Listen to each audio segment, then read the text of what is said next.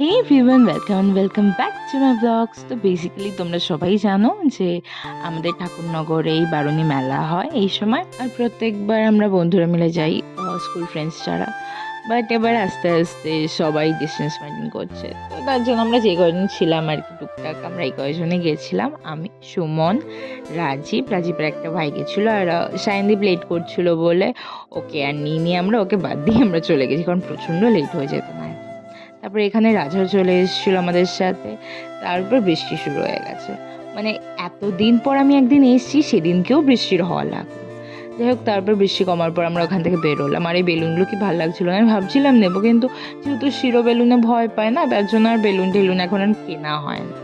যাই হোক, তারপর আমরা রাইডসের ওখানে চলে গেছি। আর এইটা হচ্ছে সব থেকে বড় নৌকো এসছে এত বছরের মধ্যে।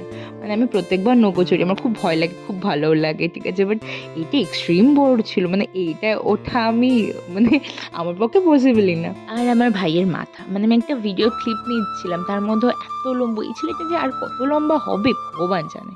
যাই হোক, তারপর আমরা ডিস্কোতে উঠে গেছিলাম, আর আমরা সবগুলোতে ফ্রিতে চড়েছি। মানে আমি তো মাত্র দুটোতেই চড়েছি, ডিস্কো আর টোরা, ঠিক আছে, বাট ভাইয়ের যেহেতু বন্ধুর বাবা, তো আঙ্কেল আমাদেরকে সবগুলোতে ফ্রিতেই চড়িয়েছে। ওরা প্রত্যেক দিন এসছে, ওরা নাকি মেলা শুরু দিনকে হয়েছে তার আগের দিন থেকে এসছে।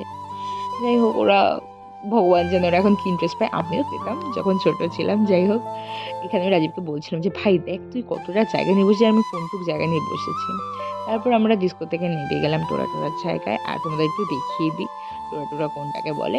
এটা হচ্ছে মেইনলি ছাতার মতন যেটা দেখতে হয়, ঠিক আছে, অনেক জায়গা অনেকে অনেক রকম বলে, আমাদের এখানে টোরা বলে। রাজীব আমার পার্টনার, ঠিক আছে, ও এত বছর ধরে আমরা যেখানেই যাই না কেন সব জায়গায় রাজীবই আমার সিট পার্টনার হয়, ঠিক আছে।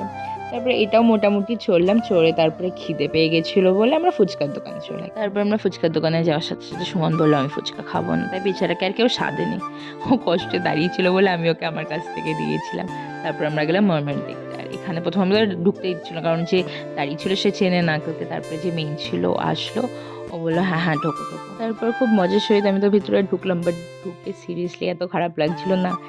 বেচারিরা টাকার জন্য মানুষে কত কষ্ট করে, এরা সারাদিন এই জলের মধ্যে ছিল, মানে ওদেরও নিঃশ্বাস দিতে কত কষ্ট হচ্ছিল, বারবার করে 2 সেকেন্ড পর উপরে উঠছিল।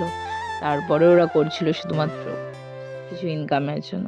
যাই হোক, তারপরে এই যে ঠাকুর বাড়ি। আর যেহেতু সুমন কিছু খাইনি, তো ওকে বলেছিলাম আমি আইসক্রিম খাবো, মানে ওই বলেছিল যে ও আইসক্রিম খাবে, তাই আমরা তারপরে চলে যাচ্ছিলাম আইসক্রিমের দোকানের দিকে। আর এই আইসক্রিমটা আমিও ভালো খাই, বাট আমি খাইনি কারণ অনেক রাতও হয়ে গেছিলো, আমার ঠান্ডা লেগে যেত তখন খেলে। তারপর আমি ভাইকে নিয়ে বাড়িতে চলে এসেছিলাম। তো চলো, বাই।